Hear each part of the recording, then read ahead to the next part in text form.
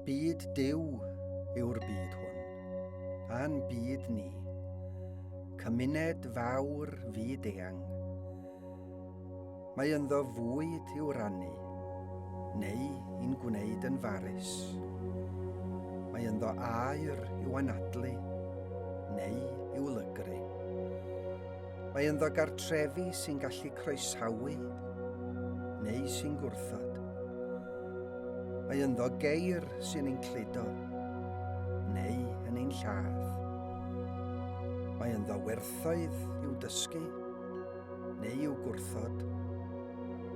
Mae ynddo adnoddau i'w dosbarthu, neu i'w cadw.